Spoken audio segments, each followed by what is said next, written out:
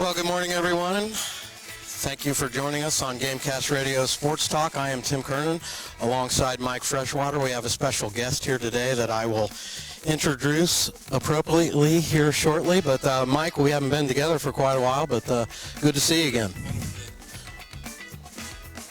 It's been a few weeks, and it's a pleasure to be getting out of the Gamecast Sports Radio studios. Absolutely. We are live here from Coulter High School in the Story Gym, the Joe Petroselli Gymnasium, Mike. And you've certainly had some history here yourself, but it's a good feeling being inside the gymnasium here at Coulter High School. First time for us since we walked out of here on our way to the state championship game a couple Sundays ago. So it's always good to get back in here, for sure.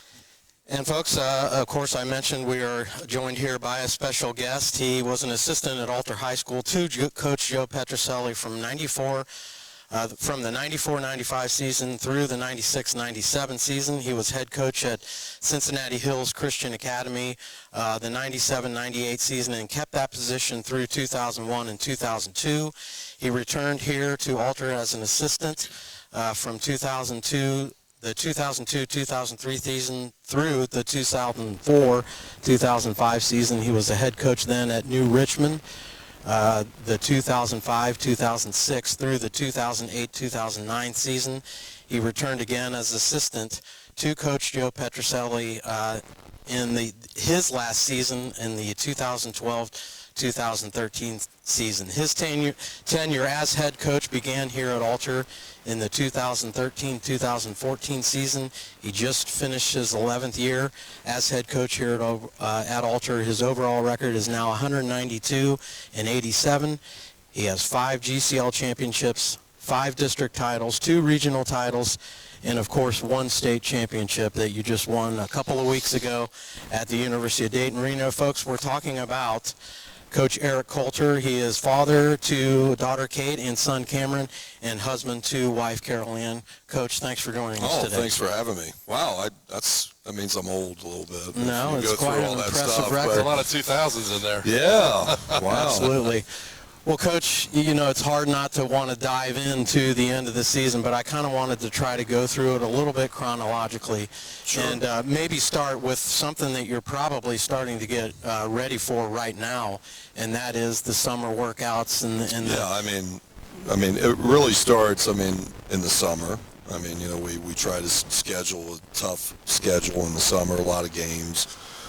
That's where we try to build chemistry. I mentioned the coach right now that we're doing our camp, like we all go to a campsite and have an overnight camp, and what makes that special is you kind of you have that team bonding and building that you really need as far as chemistry, and we haven't done that in about, I think, 3 years. Yeah. We're going to do that this year, and one of the reasons, when at senior night, a lot of these guys, we've played in regionals, right, and won districts and things like that, and it gets to their bio, and they say, what's one of the most, memorable moments in your career, and they say, Camp Chautauqua. So, I'm thinking to myself, yeah, if that means so much to them guys, then we definitely need to do it again, and we're able to do it this year. So, yeah, the summer, I think prepares you, and also as a coaching staff, Fresh and Rex and I and Coach Rout, we all talk about like players and where they're going to fit in the program, and it gives them an opportunity to showcase their talents as well in the summer. Everybody gets opportunity there. So, for me, it's a big part of us getting going, along with everything that we do, starting with, conditioning and everybody bringing shirts and making sure their shirts match and putting them through that, which is, they don't like it. Yeah.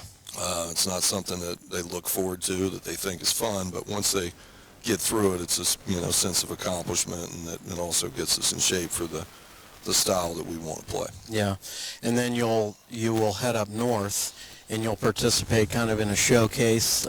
Sandusky, the Midwest Live event, we've been fortunate enough to be invited to that, and the state put that together.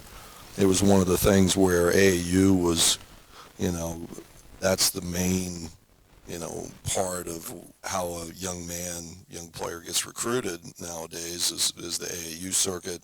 So, and the complaints that I've heard through college coaches and things like that is, well, it's not team orientated, so the state thought it would be a good idea to do a showcase event where these guys could be seen by college coaches, and it's a team It's event. a high school, and everybody I've talked to, right, Fresh, Yeah. everybody has said that they love that event, college coaches that come and watch it. Well, and that certainly goes hand in hand with the team bonding thing, because you're going out of town.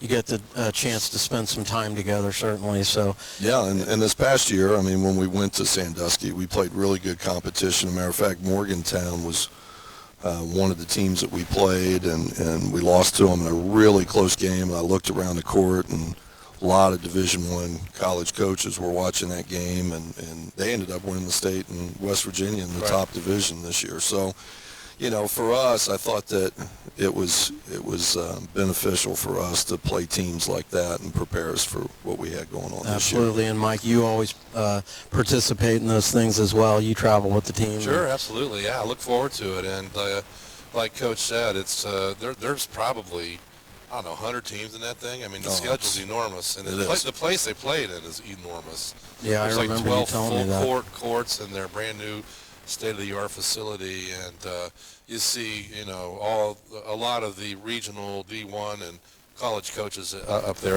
It looks and feels in terms of that like an AAU thing, but it's not. It's being put on by the state and its school teams, and it's really refreshing and nice to get up there and play against some different competition, and it's a lot of fun as well. Well, Mike and I also broadcast the football games, and as we head into discussing last season, you were kind enough to join us in the booth at halftime of the Baden football game when the Knights took on the Baden Rams down there, and we got a chance to talk to you, and you gave us a little preview about the upcoming season. But, hindsight is always 20/20, Coach, but there was something about you that night. I could see it in your eyes. I think you felt really good about that team. I'm not saying you knew you were going to win the state championship. No, but I could see that you were really positive about the season. I was excited because of the summer. I mean, I was excited because, going into it and us doing conditioning and the guys like, Gavin and Joe stepping up and being great leaders, at conditioning stuff. And then, the young talent that we had, everything coming together. Yeah, I mean, any coach is going to be excited about coaching a talented team that he feels that can have some success. Yeah. And I felt that way, to be quite honest. I felt that way the last, like 5 years. I felt that way. Yeah. It's we're very fortunate to have these quality of players, and not just, players, athletes. It's also, these are great kids that are all trying for the same goal. Yeah. That's the thing about coaching here, and I say this all the time, but, there's you can either, you go someplace for attention or you go someplace for success. And for us, I think they all buy into the success, wanting to win is the main thing. Not individual attention, like, you can go other places and do really well individually, but they all want to win. And that's what I felt, and I still feel it, that these guys, they strive for success. Well, you lost a lot of talent, and it happens every year. It happens to every school. You lose talent to graduation, but you lost Anthony Ruffalo, A.J. Lean, and Gavin Geisel to graduation last year. But you still had a lot of talent, as you mentioned, coming back. You also got R.J. Greer, who transferred in, and due to some circumstances that I'm not really aware of, he was able to move in the area, I believe, and he didn't have to sit out some of the season. So certainly that was a shot in the arm, getting RJ to transfer here. Yeah, and I think the biggest misconception is that RJ was not one of ours. Right. I was. And he gonna say was. that. I mean, that's the thing. He was in our feeder program. He left, went to his public school where he lived, and then decided to come back. And a lot of parents would have. Moving was not a problem for him, and he followed all the guidelines that make him eligible. But he just came back to his buddies, right? Yeah. He was with these guys all along. He came back. He wanted to play with this group. He knew that, coming in that we would have a successful team, right? And he added to that, that pieces of the puzzle that you need. I mean, he's a great shooter and a good scorer. But, you mentioned those three guys from the previous year. For me, those were great players. For me, obviously, they played a lot of varsity games here at Coulter High School. They really left their mark. But for me, how was I going to replace their leadership? Mm-hmm. Because, A.J. Lean was one of my best leaders ever, right? Ruffalo, sensational, talented player, right? Who is doing great right now in college. And then you had Geisel, who was a warrior. I mean, just set such a example about hard work and about grit, right? That's that is a great way to describe it. Yeah, I mean, that's the word that comes out when I think of him is grit, right? Just, he gets the most out of everything that he has. He plays hard. So for me, I'm like, how do you replace that? I mean, and I was worried about that more than I was, they're very talented guys, no question. But I think by their example that they left and every day how they practiced, that it kind of like overflowed into the rest of the team. Yeah. And that's special because, I said to Fresh and Rex, I said, when I walk into the gym, right, and these guys are trying to guess my practice routine, and sometimes they're doing, like there was one time I remember that I didn't even say anything, and they already started doing what they knew that I wanted to do. Yeah. That's a special feeling as a coach, because and even this year, this year I trusted my point guard to sometimes call on the fly, because I told him, I said, hey, listen, we're going to play in really loud environments. We used to use cards back in the day and everything, and everybody would look over and see the cards and stuff, and Rex would have to try to get them, and because we run a lot of stuff. But this year, having Gavin play that position the previous year and him going up against a player like Ryan Chu in practice and making him better, but I just felt a lot of confidence in his ability to, on a fly, if he saw a mismatch, and he did it this year, if he saw a mismatch, he would call a set and take advantage of it without me needing to call it, right? That is a luxury that every coach would love to have. And something we had to replace, right? I mean, there's no question. That is. So now what we need to replace, and let's face it, I mean, Joe Brand had one heck of a year. Oh my God, 25 charges. Yeah. 25 charges. I haven't had a team. I tried to do some research in my past and think about what teams, did really well in that category. Yeah. They probably I think 15 was and that was by a team, 15, right? And he did it individually and sacrificed his, body for the, and that to me is one of the greatest plays in basketball. Yeah. I mean, for me, not only are you, that a team has 2 points, because usually when they take it, it's towards the basket, and not only does a team have an opportunity to score, but now possession changes and you were able to get a foul on one of their guys. I mean, it's a great play. So I want to go back just a little bit, but you mentioned SDK, the South Dayton Knights program, and again, you kind of took the words right out of my mouth, but RJ had played with those group of guys all the way up, and you mentioned he decided to go to the public school instead of coming here to Alter, but yeah, it wasn't like he just transferred in from somewhere out of town or something.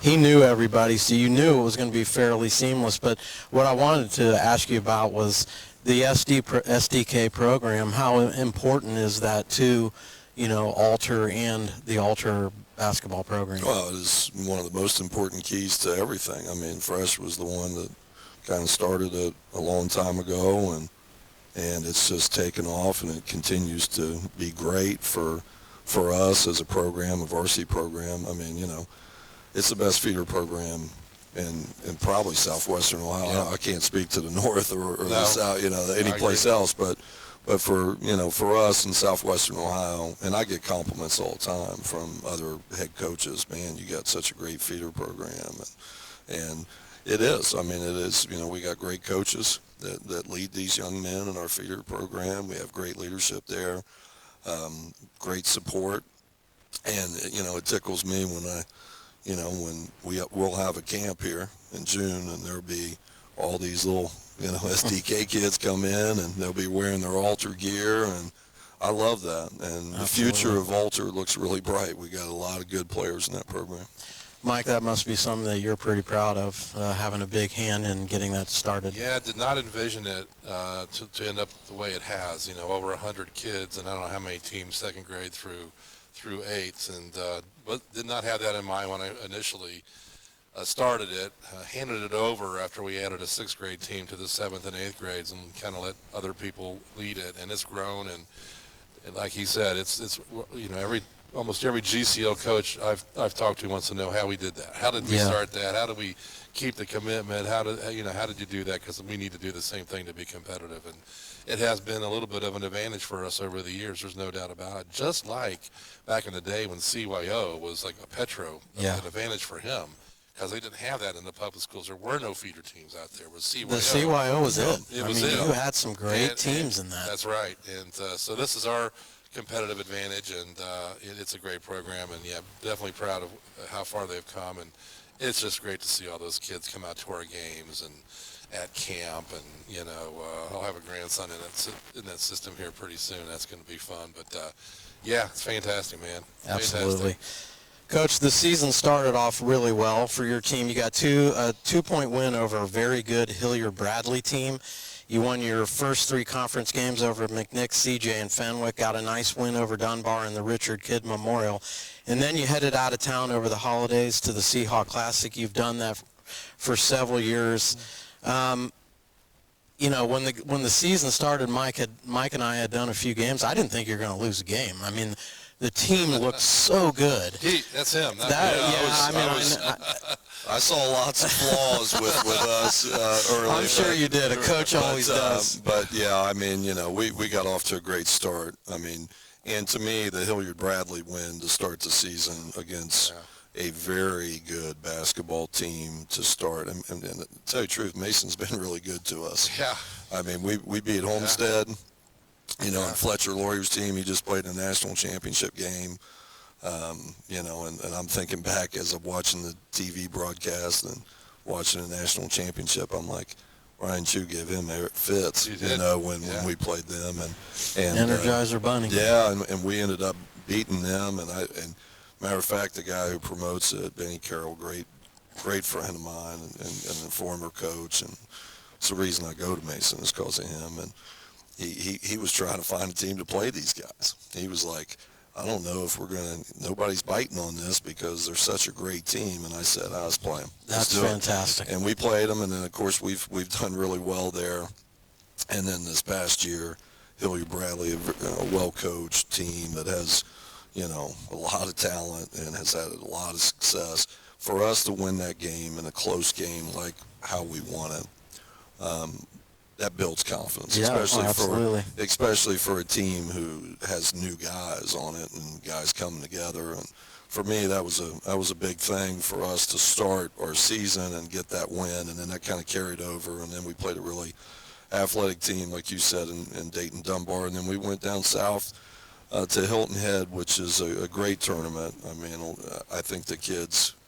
First of all, we stay in a great place. It's a nice resort. It's beautiful. And they just do a great job with their tournament. And we played some, great teams down there. We had a semifinal game against University School, which, Coach Rice, he just reached out to me not too long ago, congratulated me on the state championship, and we played them it was a 4 overtime game, which made me age about 10 years. And it seemed like deja vu with my coaching staff. We were saying all the same things, but we were saying them after every overtime.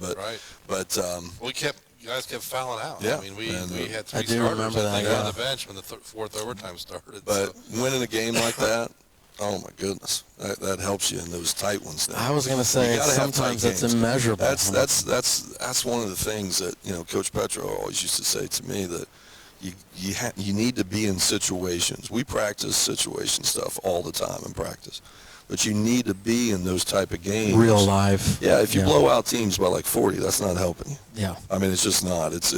It's one of those games where you kind of get, complacent, I think. And that's the thing that every coach hates, right? Yeah. You don't want complacency because then your guys, they don't have that fight. They don't have it. So those tough games, when you win the close ones, they really help you. And then you hope to get to the place where you don't have those close ones at the end because you're playing great and nobody can stop you, and that's how we were at the end. Yeah. Well, you did very well down there, I think. Correct me if I'm wrong, but you went 2-1. We did. Came out of there. I think RJ got a little banged up down there. So He got a lot banged up. yeah, you went without him for a few games, kind of a tough patch there. And I hate to say this, but that was good for our team too. Yeah, absolutely. Because we're going to the championship game and playing John Carroll out of Baltimore, right? Right. And Really good. very good program, excellent basketball in the DC, Baltimore DC area. It was very good basketball. And the coach there, he's a really good coach, and they were a really good team. But now we got to go face them without RJ, and I think that was good because some of the guys were able to go into positions that they're getting more time, and and we played that game, and we had a shot to win it in the championship. So, for me, once again, close game that we would, we were undermanned a little bit, having a missing piece of the puzzle, but still competed and still had chances to win the game, which I thought was great. Yeah, and not only is it important that you mentioned for a team when you suffer an injury like that where they had to play without RJ for a couple of games, your team not only gets great experience, but it's also a good experience for the individual players.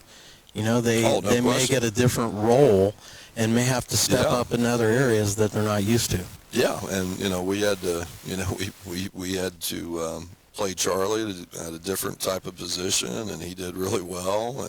And I thought that Matt Lunny, he had some good things that happened to him when we went down there, and made some nice plays and blocked shots and does what Matt does, and of course the young man, he was playing with so much confidence, Nas was, that at that time it was easy to put him in any game at that time because he was feeling it after the Dayton Dunbar game for sure. So and that was good for a young sophomore. But we had lots of guys that were able to do well. I mean Watkins got a lot of time there too. So it was good for our team, even though that you hate to lose a player of RJ's quality. I mean, he's a great player, but like you said, individuals were able to build some confidence, step up, and do some good things.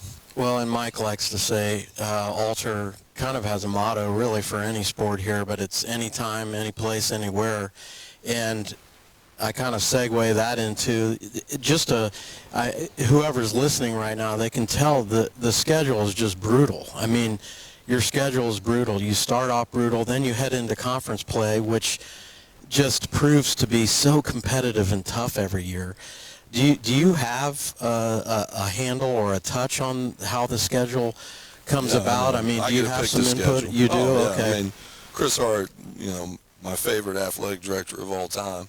I'll say that I every can time. understand that. She lets me choose games, and this is one of the things I did not take Coach Petrucelli's advice in, because Coach cares about me a lot, and he wanted me to win games. So he told me, he said, hey, listen, you don't need to make the schedule as tough as what you make it. And I said, Coach, listen, I said, 800 wins is what you have. I'm never going to get there, but maybe, just maybe, I can maybe win a state title. And I said, so for me, it's important to schedule really good teams.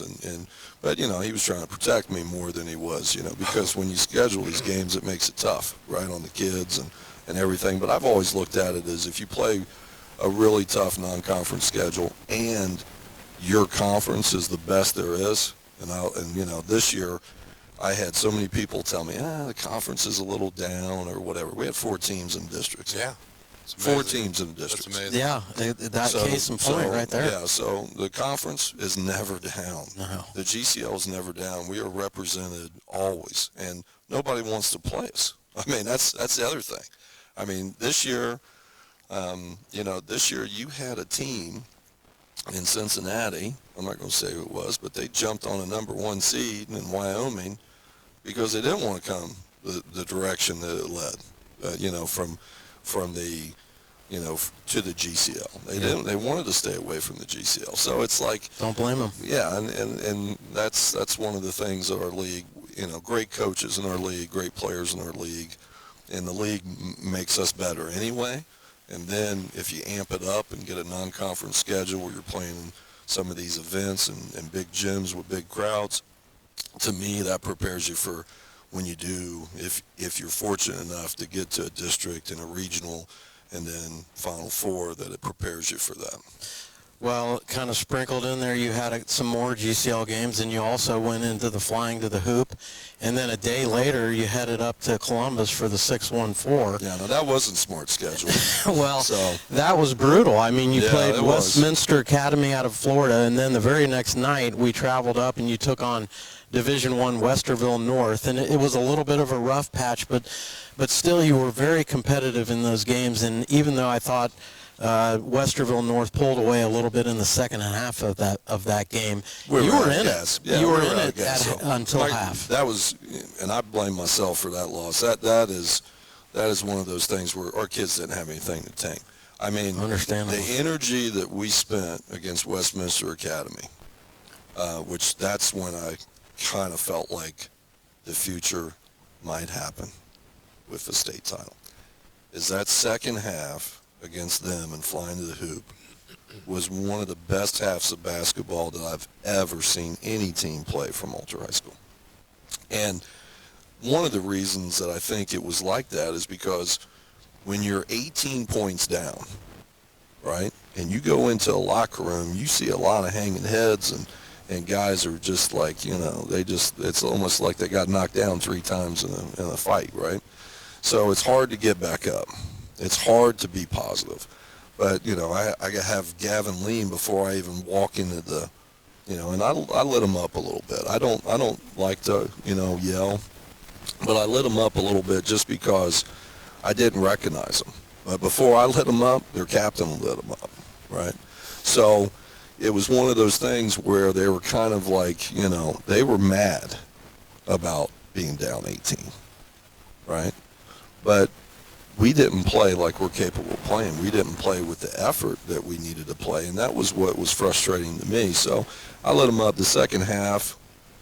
Like I said, they came out, and they gave a team who, I know they're not a prep school.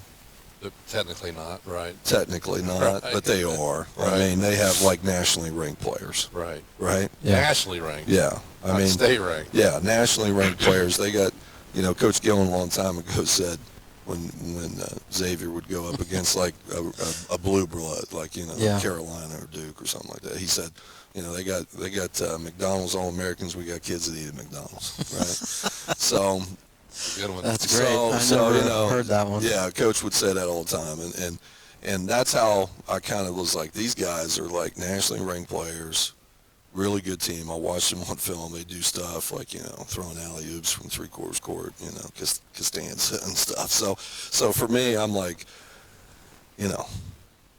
I still think we can compete with these guys. I'm mad that we're down 18, and our guys, they hit a couple shots. They started getting some stops. They started doing what you need to do to get back in the game.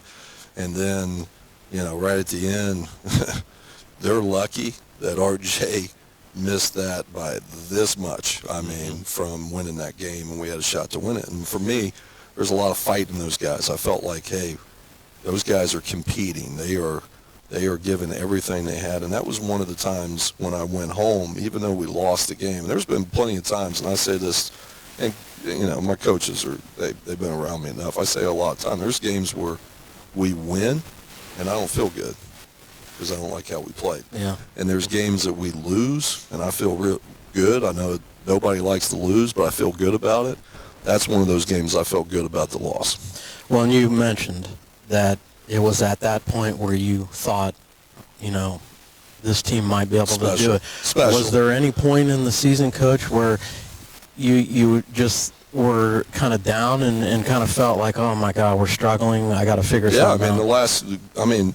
for me, the same goal every year. You want to be playing the best basketball at the end of the season that you can possibly play. Yeah. I don't know if, I felt that way after, we played Northmont here, lost a close game, could have won it.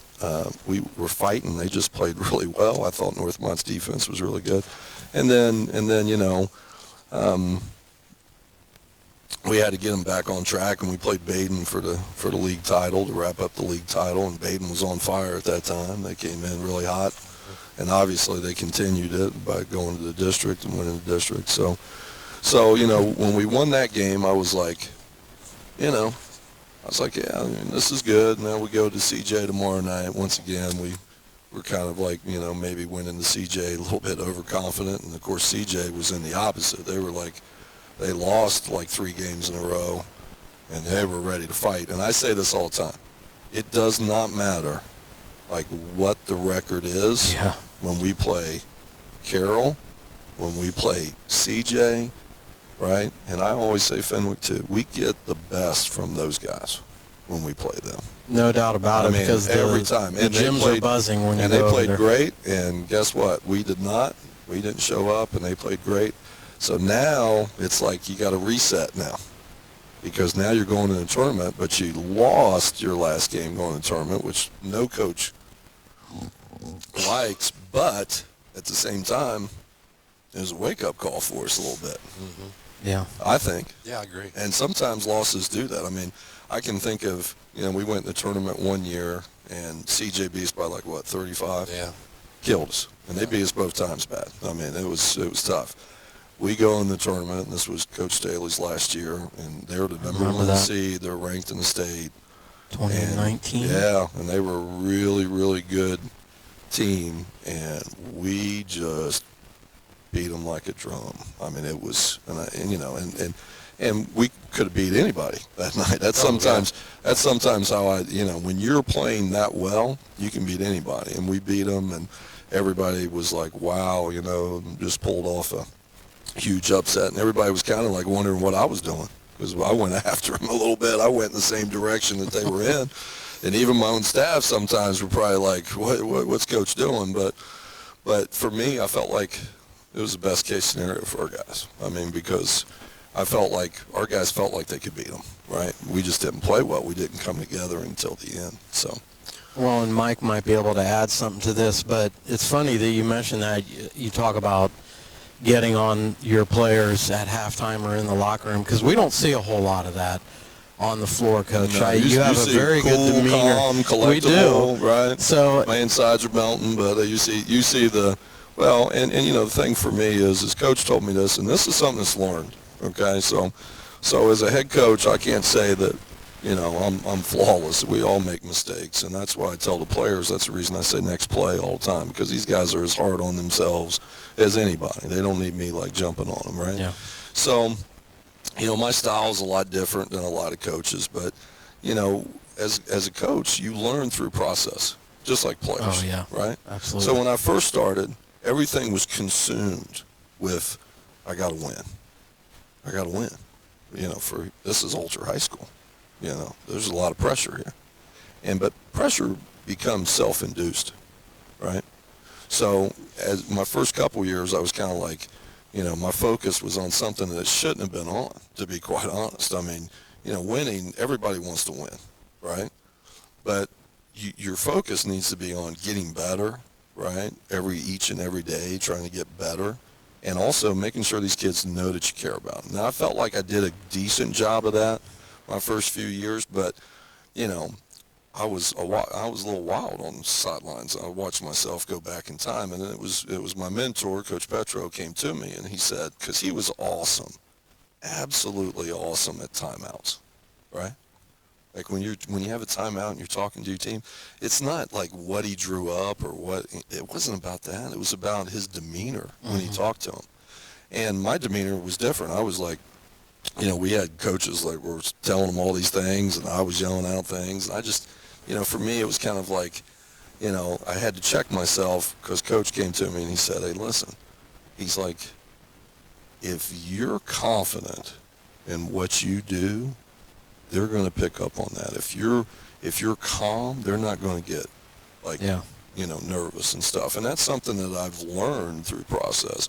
And now I'm like, and most of the time as a staff, we practice, like I said, all those situations. So they're comfortable in those things.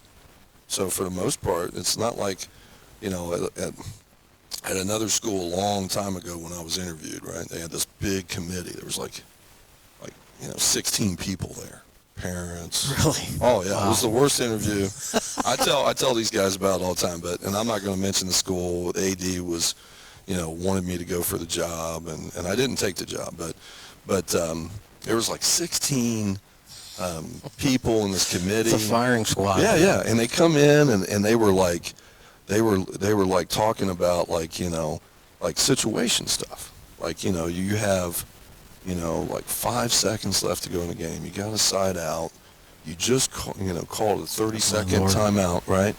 And they had a dry erase board there, and they had a marker, and they had 16 people who consisted of former players, parents, administrators, and a coach that coached there for like 10 years ago, right? So you got all these people looking at you, and they go through that scenario, right?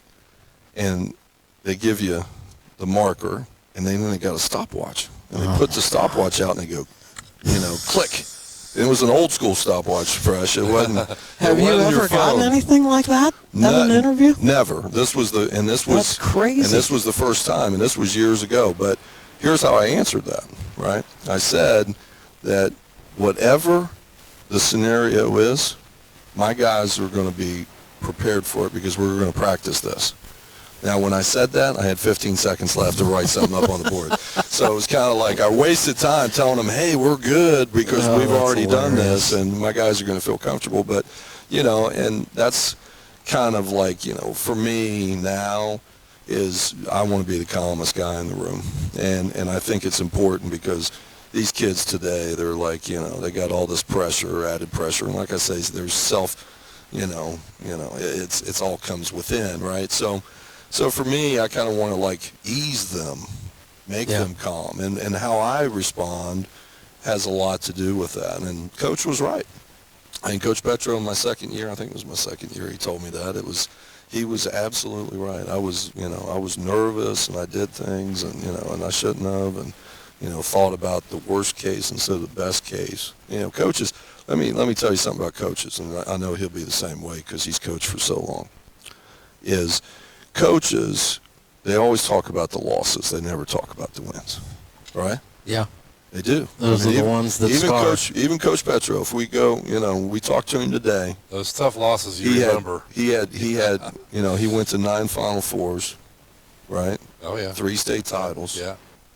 1 runner-up, which I was, a part of with LeBron as on staff. And he'll tell you about all the ones he should have won. Mm-hmm. Right? And I'm thinking to myself, Coach, I always tell him, I said, Coach, you should think about all, but as coaches. 800 wins. Yeah. As coaches, that's what you think about because, those are the ones you didn't win. Yeah. So you think you go back in time and and I do too, and I know you have done this in the past, and you go back and say, well, if I'd done this, maybe this or whatever, and you go those outcomes. Oh, hey, yeah. And Skip Prosser, God rest his soul, the coach from Xavier, told me a long time ago, his coach, he said, coaches get way too much credit for wins and way too much blame for losses. Yeah. And that's a lot of truth to that. I swear it is. Well, Coach, we want to, of course, head into the home stretch and the tournament run, but there is one more game that I'd like you to talk a little bit about. Maybe Mike can add something to this because we had the pleasure of calling that game, but it was a Saturday night, and we traveled up to Urbana, and you took on Urbana High School. It was an exciting game. Urbana was really playing well, and somehow you pulled out a win. But I'd love just to hear kind of your feelings on that game and just how it ended, because it was a very exciting ending. Well, I mean, first of all, Urbana has a great program. Coach Dixon does a great job. They're always prepared. They always play hard against you. His son's on the team, which I love his son. I think he's a really good player. It was tough on us. I mean, we're playing against a style that we're not used to playing, and we're undermanned, I mean, you know, Yeah, he had some injuries. RJ didn't play in that game, and of course Brady. I didn't know. You know, Brady was cleared, but he wasn't. He was like 70%. And of course, I talked to his dad and said, you know, I won't play him if you don't want. I mean, because I don't want to hurt a kid. Right. I don't want to play a kid if he's not ready. So, and he said he was okay, and we put him in. I think, did we put him in after the first rush? Yeah, he Okay. didn't start. You're right. So he didn't start, and I think he came in after the first quarter. I'm not sure, or late in the first quarter. And he definitely, you know, he was toughing it out. He's, you know, he wanted to play. We let him play. So, you know, but that game was back and forth. You had to hit some big shots. They hit a huge shot and got fouled on it. If I remember late in the game, it was a 4-point play. And then, you know, we came down and, you know, we're down, and then we hit a big shot. I think Joe, imagine that, Joe hit a big shot. And then. What do you call him, Mike? Big shot, Joe Brown. Yeah, I've called him. I'll tell you what. How did he get that nickname? Go ahead and say it. Well, he got it, the Taft. No game. question. I mean, the Taft game, that shot that he hit against Taft late on a ball that just kind of, we were so lucky. The ball just kind of bounced out to him, right? Unintentionally. And We've he been just lucky. picks it up and shoots it and Yeah. makes it. And from that day forward, big shot, Joe Brand. Yeah, and the thing about that shot, Catapulted him. the thing that he's talking about with that shot, right, is he came off the bench. He just got in. That's true. Yeah, I That's remember also that. true. So that's how much That was guts that he Cintas? has, right? Cintas He has- Center, Yeah, yes. no, I mean, so to me, that's One of the biggest shots ever in Alder. It's no on the list. question, It's on the list. no question, no question about it. So anyway, so at the end of the game, you know, we got an out of bounds situation, and you know, the play that we're running is not, you know, Nas goes to the corner, which he's supposed to, right? And nobody goes with him. It's the first time that I've ever had a player wide open in that type of a game situation. And good for him. Oh, Unconscious. And he caught, well, he hesitated, though. You did? He did, because he couldn't believe he was that open. That's right. So he caught it, and he was like, oh, shoot, I'm wide open. Yeah, he buried it. But he shot it, and he shoots really well. I mean, he hasn't shot a lot of threes this year, but he's made most of them. He has made a lot. So he's like 44 or something like that % from the three, and yeah, and then you want to talk about, and for me, it's always fun when you get how the bench and how everybody reacts to when you hit a big shot like that, and everybody was like running to him and things like that, and of course, you know, that's one of those wins that, you know, that I was like, we're fortunate, right? We were fortunate to win, and I talked to, you know, my staff, and I looked at them, and I think I told them, I said, we need to fix some things, guys, or something like that. And they go, yeah, and then we're trying to, like, you know, come up with it. But you know what? Once again, like I told you earlier, you win, you play close games like that, it prepares you for when you are in a tight situation. And I definitely thought that one did, but No before we question. move on, Yeah. I have to mention, though, and I think it was that game, Mike jumped up several times where we were broadcasting. He made a comment on the broadcast. Can a broadcaster get a technical foul? They can. I've heard They about can. it. Chuck Mayshot got Yeah, one. they can, and that's the one I heard of, right? yeah, They got a Chuck technical Mayshot. foul. But, you Yeah, know, there were Fresh, some calls that didn't go our way. After That's that. true. Absolutely. Let's be Playing on the honest. road. You're playing on the road. But here's the thing, and this is, Fantastic. and I don't listen to, I need to, because everybody tells me how great you guys are, including my own mother, and she's like, they're so great on the radio. that's nice. And I get so many, you know, people reach out to me and tell me how great a job you guys do, and Appreciate you do. that. I don't listen to every game. I don't. I mean, you know, but you know, here's the thing, is how Fresh is the only coach in Ohio that does this. Right? Right. Because he comes to every practice, Right. you know, he coaches the guys, but for the most part, you know, even though he's so invested, right, he's going up and doing the radio with you. So I can't even imagine That's how hard. it is for him. It is hard on him I'm like, sometimes. you know, I can see it. Does he ever say, like, Coach, you need a timeout, you need a timeout no, radio? no. Something like that. No, because my he staff is so- sometimes, you know, they want to give, like, feedback, but Sure. But what I'm saying is that he's so invested in the game. Absolutely. And he's so invested in these kids, because most, you know, like, most, if you go to other schools and stuff, they do it and they know the kids, right? But they don't really like spend a ton of Fresh. He knows them like his own kids, right? So it's like some of those kids have coached both as a head coach. Yeah, so it's not easy. But, I was going to say I don't know. No, but I appreciate you allowing us to do this. Well, I think it gives you guys a great advantage because he knows what I'm doing. It really adds to it. So and a lot of times he's like Tony Romo when it comes to things. It's like he knows what's happening before sometimes it happens. Well, it adds for great commentary because a lot of times I'll ask, okay, Mike, what's Coach Coulter going to do? And he'll nail exactly. Yeah, he seems like Nostradamus or something. He's like predicting the future. Right? He'll say exactly what you're going to do. But it's a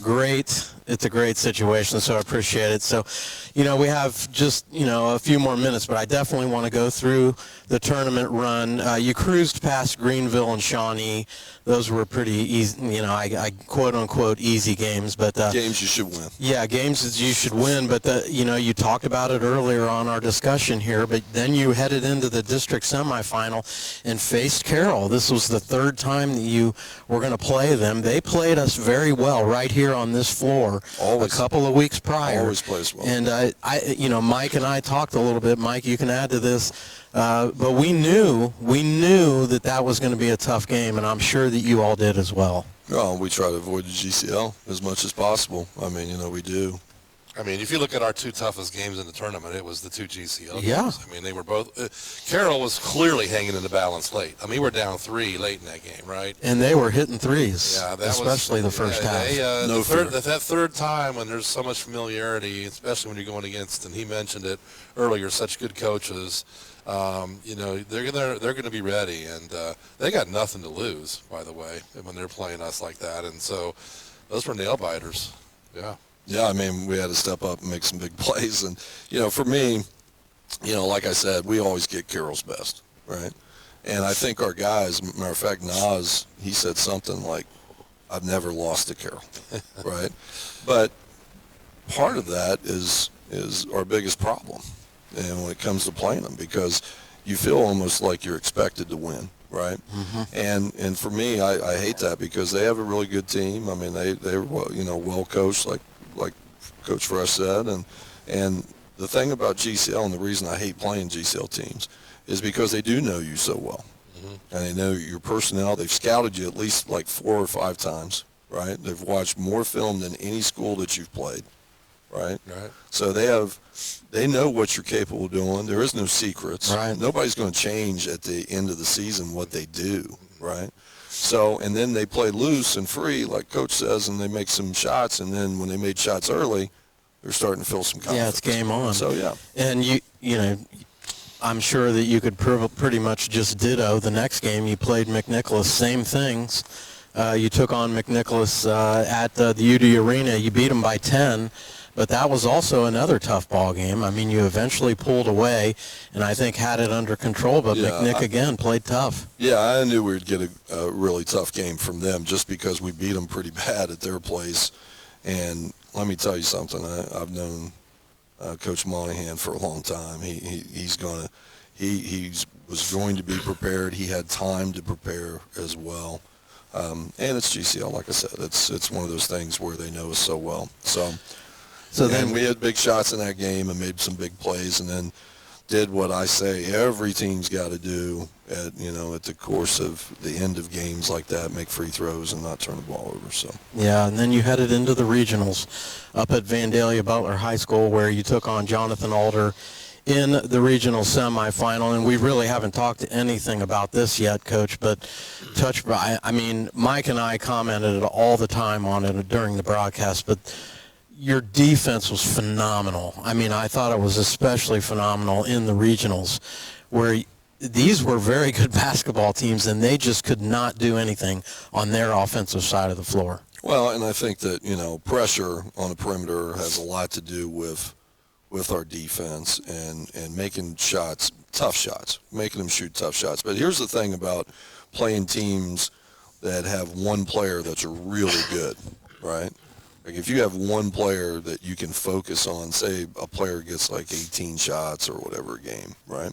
And you focus on that player, And the way that we play defense in our zone, if we know where he's at and we're contesting every shot, it's going to force other guys to make plays. Like, we're going to give up something. We always know you play zone, you're going to end up giving up something. It's just whatever you give up, you hope it's not, nothing easy, that they had to work for it. And those games, no question about it. And, we made it tough on them. And to be quite honest, our press helped us out that game too. They turned over the ball. We got some easy buckets and all, in transition, which helped us as well.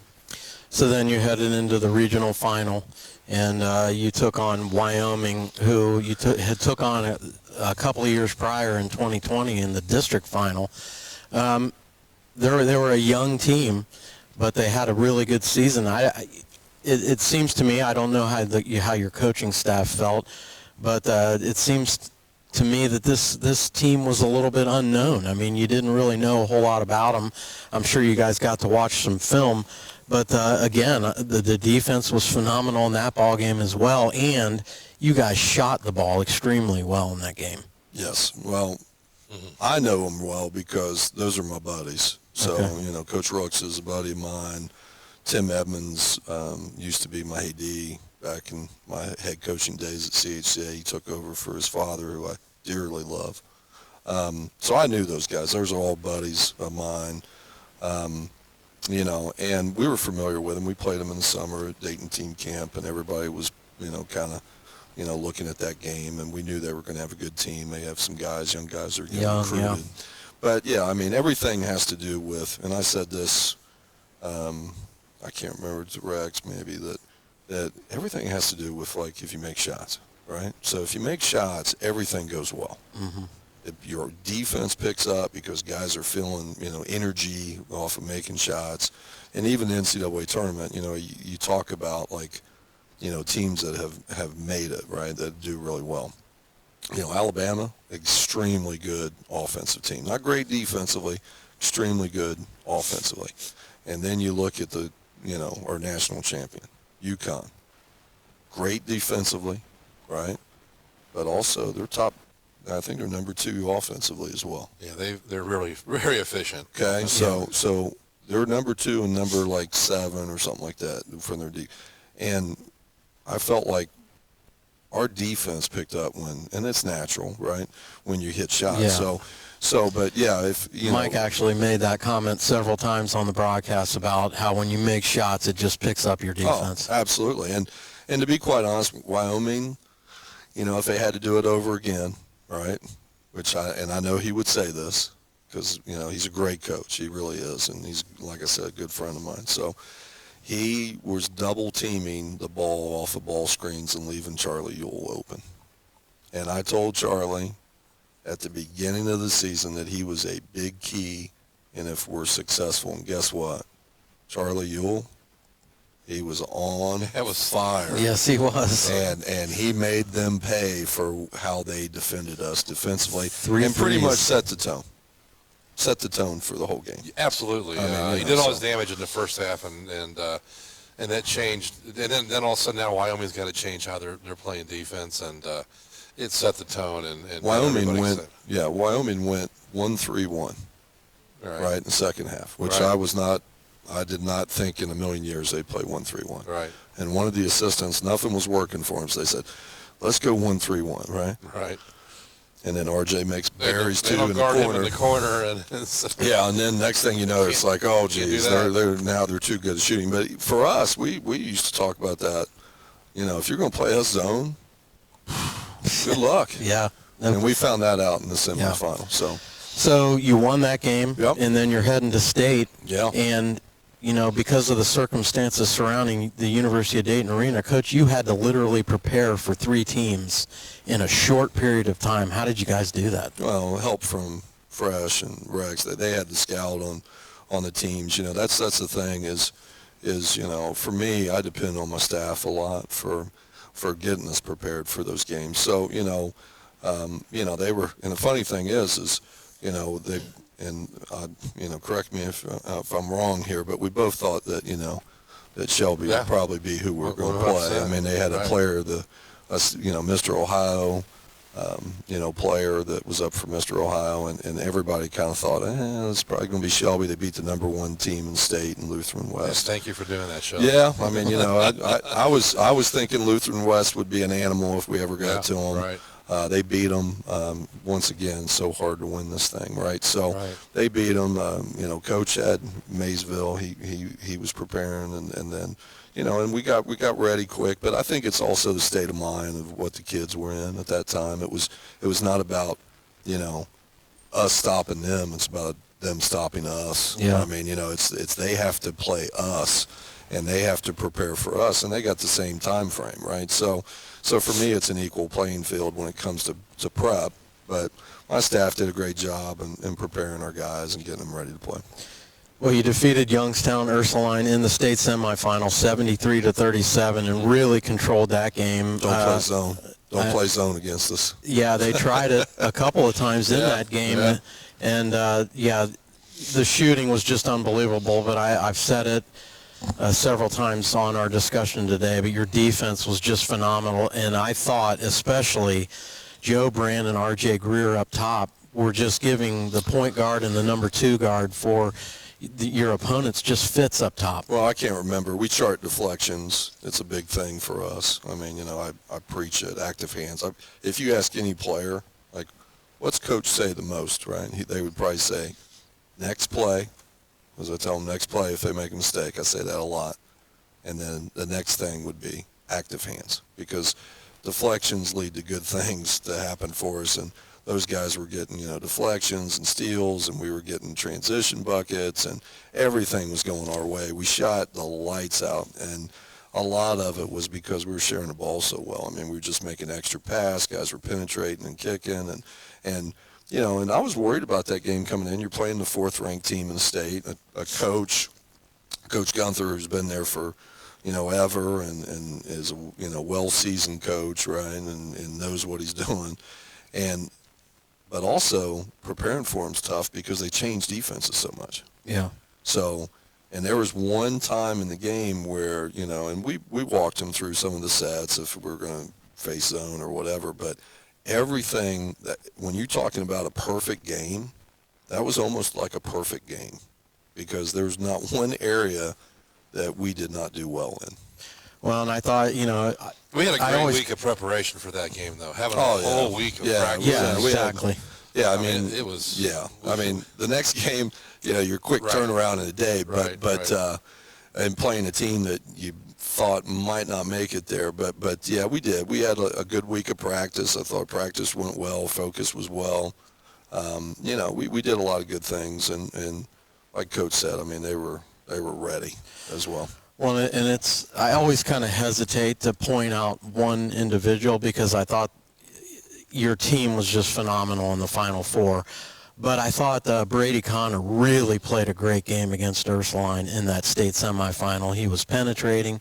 He made some difficult shots, and he also played well on the defensive end. I thought he, in particular, had a really good game that day. Yeah, I mean, he sees the floor so well, a lot like his brother. He has great basketball IQ, and for me, he's still young. That's what everybody doesn't realize. I talk to these college coaches that recruit him, and I'm like, well, he should be a sophomore, to be quite honest.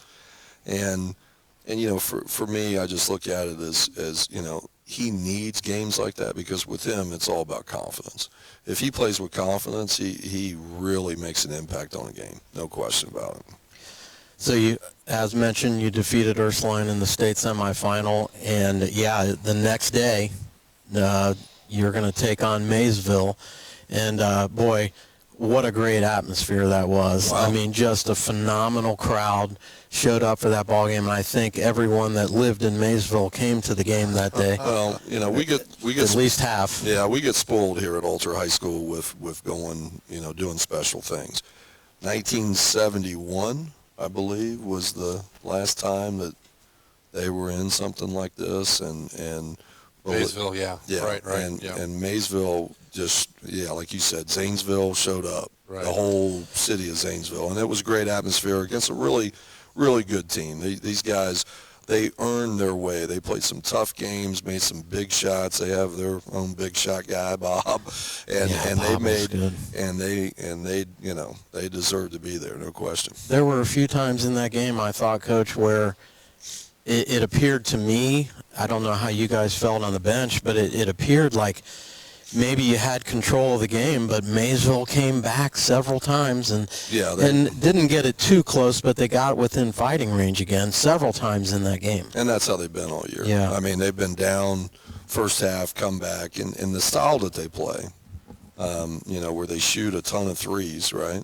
And they got guys that can shoot them. That makes it tough. And for us playing zone, we play mostly zone.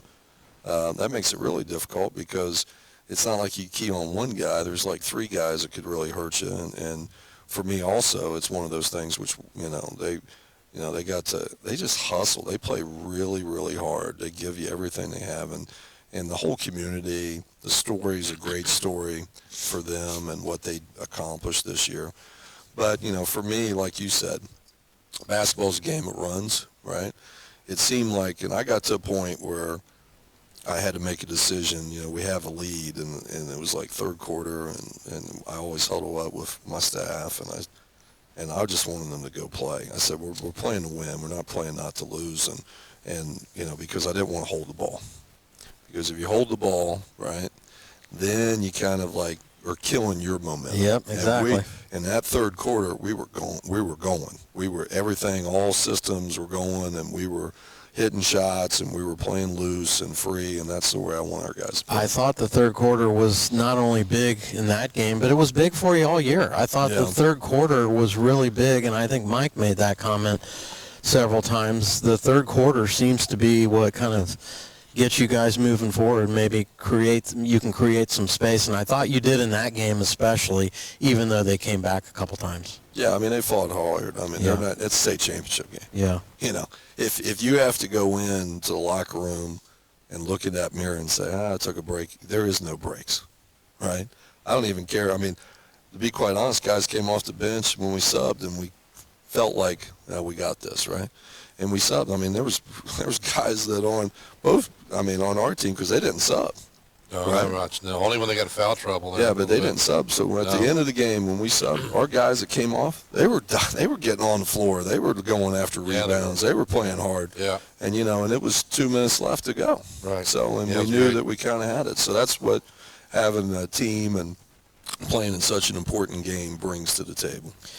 Well, it was another phenomenal game, and I thought that was another one. Again, I hate to point out individuals when it was such a great team effort, but Joe Brand just had a phenomenal championship game on both sides of the floor, just playing great defense, making some huge shots, and taking care of the basketball and finding some open teammates. But I thought he really, really played well. Yeah, he played sensational, and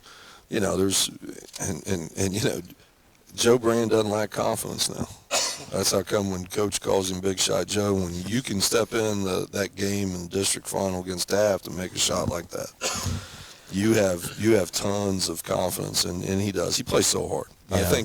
I think every coach that has complimented me on him and said, I really like how hard he plays. And for me, I'm gonna be honest. Going in this year and fresh, you might have thought the same way. I was like, just don't get hurt, man.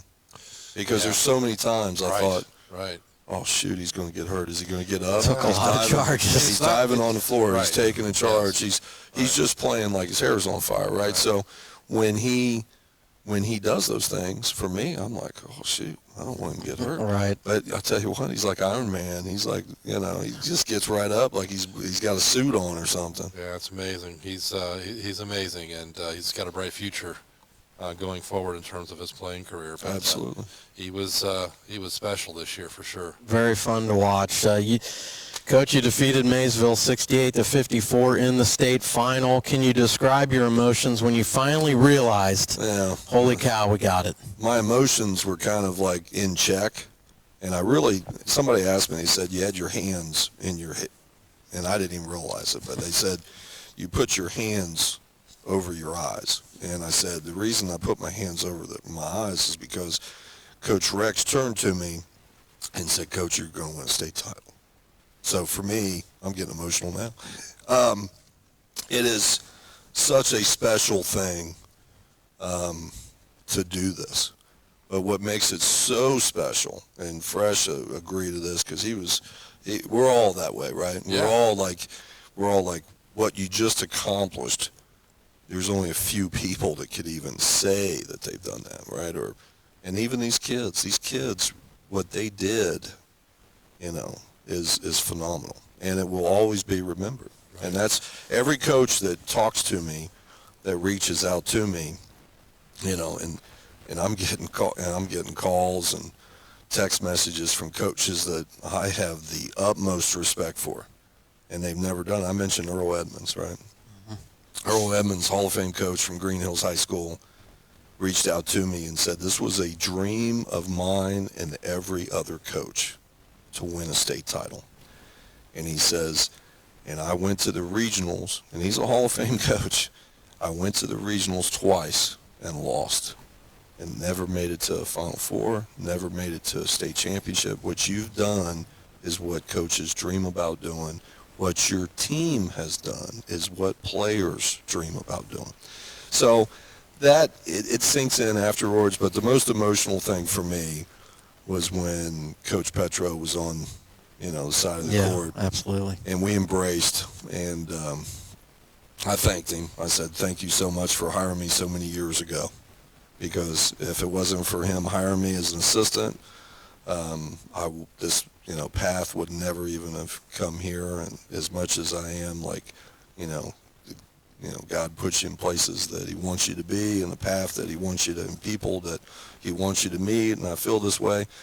Coach Petro's meant so much to me. So for him to see the joy, the absolute joy that he had in us winning the state title, and how happy he was for me, but for the kids and the community and the school and everything, was just, that's where it gets, and I was emotional a little bit then. Totally understand. So, but now it's like, and the funny thing is the last weeks I've been thinking about summer. So you kind of like, you reset it. You kind of reset it, and you're like, we got to do this again. Yeah. And it's going to be, and these guys, I don't want them to, ever forget this. I mean, matter of fact, I got to let them wear shoes that they want to wear next year just because I made a deal with them. So, and Rex is supposed to get a tattoo. Yeah, I don't know. I mean, it's all kinds of stuff that we've said that, and I have to do that because I'm a man of my word. So I said, hey, if you guys, because I never would let them wear like all these wild color shoes, right? Because Coach never did that, so we always had to wear white shoes. Well, this year, they'll be out there, and they'll be like turquoise and pink and all kinds of stuff, I'm sure. So, well worth it. Yes. I got one more question for you, Coach, before we wrap it up. But I do want to ask you, Mike, how did you feel after, when you guys, when the clock hit zero and the Alter Knights won their 4th state championship? Yeah, I mean, it was deja vu all over for me. I've been through it a few times as a coach and as a parent. But I thought back to the whole season and the preseason and the summer and the 4-man workouts and the whole process. Everything that we went through. We did more this past spring and summer, and even in the preseason, really leading up to the start of the season, than I think we ever have. Yeah. And even including the last couple of years. And for the most part, the boys were all bought in and committed and there and working hard. And I thought about that, and I thought about when Coach had a lot of his one-on-ones at the end of last season. I was fortunate enough to be in there with them, and almost every single one of them came in there so they want to win a state championship. They said that. Yeah. So, they knew what they were capable of doing. They put in the hard work, and I just kind of thought about all of that, what it took to get there, what it took to win it. And all I can say is that I've been here, for over 20 years. This is my 2nd year as a varsity assistant, and it only took 2 years to win a state. So I'm not sure. That's really good. I'm not sure. You think about all those times you shouldn't have been on the JV coaching. You should have been an assistant. No, I'm just kidding. But yeah, it was it was a great moment, Tim, and like he said, for me, it's still sinking in. I think it will. I said, and of course I talked to Chris Hart because, she's been through it, and she's trying to guide me through the ring stuff, right? Because, because I've never been a part of that. And I want to give a shout out because I just talked to Adam Woloskowski on the phone. Yeah. because he was asking me about, past stories and stuff like that, because him and Keith are getting inducted in the Hall of Fame this week. So he was asking me about stuff, and I said, well, I got you on the phone. Let me ask you a question, right? When you got there, because I wasn't here for that, right? I wasn't here for those ring ceremonies and ring things. So I said, did they bring somebody in to like size you? Or, and he goes, yeah, somebody came in. So I'm trying to get that information. Of course, Chris, Hart's helping me out with that. And that's right. I know the kids are pretty excited about that. I mean, it's the ultimate goal, right? Yeah. So, well, it's, you look back at the banner there, they won in 78, 99, 2001. They haven't added it yet, but they're going to put 2024 up there. And just a great accomplishment. It just goes to show you it's not an easy thing to do. I mean, they haven't done it since 2001 with all the talent that has come through here. Yeah. It's just not an easy thing to do, and it's such a huge accomplishment, and I just congratulate you, Coach. Well, thank you. I mean, it's like I said, it's a collective win. I mean, it is. I mean, from coaches to players and even parents. I mean, parents support these kids so much, and they do so many things for them. I mean, just the fact, and this is what makes this program really special. So just the fact of us going on trips, right? We were one of the first, when I came in here in the 90s, we were one of the only teams that went on a trip somewhere. Yeah. Right. It's a traditional now. Yeah, now, and now other schools are trying to do what they we're doing and what we've been doing forever. But just those trips, they don't understand how the importance of that is, just to try to build your team chemistry, to get them to play together. Because, like you said, there's talented teams, right? There's very talented teams. And, the most talented players, right? And I think, Luke Kennard coming out of this area is one of the most talented players, right? One of them. Absolutely. That's played in Southwestern Ohio. He never made it. Never made it to the Final Four. Never. Yeah. And the state, LeBron's one of the few, and he almost had a GCL team not once but twice. We're in his state championships because we were real close back in 2003, real close. Roger Bacon, right? And Roger Bacon did his junior year. But it's teams that, and of course, Coach tells me all the time about teams that he felt like, had, and for me, winning this year is kind of like, and for me, one of the things that went through my mind, and I don't know and I know Fresh probably went through his mind too, was the COVID year. Yeah. All right. So the COVID year, I thought I had a state championship team. Yeah, absolutely. Right. I wouldn't disagree. In the other years, we did. I mean, Jacob, Jacob Connor. I mean, we ran in against a really good St. V's team, but I still felt like they were like a championship team. And last year, I felt like those guys were a championship team, right? We just fell a little short. But the COVID year, we never had a chance to finish. You got robbed. So the hardest thing I had to do as a coach was going out, cafeteria, tell those guys the season was over. And I still remember Jack Smith looking at me saying, what does this mean? What is he saying? Brady just being like devastated. But after we had our celebration, we were at the sports bar down the street, and I saw Brady Ewell, right, with his brother. Yeah. Right? A.J. Lean with his brother. Jacob Connor with his brother. Yeah. Right? And saw these guys, right, and how happy they were for their brothers. And also I felt like, Charlie, this is good for Brady, man. Yeah. This is something that he never had the chance to finish, and they could have. Absolutely. I mean, they could have. Yeah. Absolutely. And for me, that was really special. And seeing, brothers and how supportive they were, and how many people in this, alumni that's been through here that's reached out to me, and I mean, they all feel a part of it, and they should. They should feel a part of it. Everybody that walks these halls should feel like they had a role to play in the state championship. Yeah, that's good stuff. And Coach, final one, and I'm going to kind of put you on the spot, and you've kind of veered into it a little bit, but pick 3 things, or maybe a couple if you can, that this next year's team will have to do to maybe reach the heights of the team that just finished off the 2024 season. Well, the one thing I think, and when you say three things, well, you know, it's filling voids, filling pieces of the puzzle. Leadership is definitely, we're gonna need some new leaders on this team to lead, and that's established in the summer, and who sticks out and who's trying to do it, right? Yeah. You know, and the second thing is always, I feel like, a must at Alter is hard work. So you're going to have to work, because nothing's going to be given, everything's earned in life, right? So you're going to have to work as hard as those teams, and not just last year's team, but all those teams. You're going to have to consistently work every single day. Yep.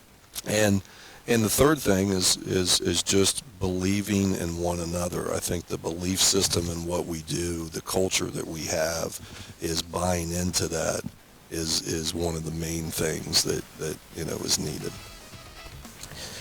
All right. Well, Coach, I really appreciate you joining us today. I enjoyed this conversation so much.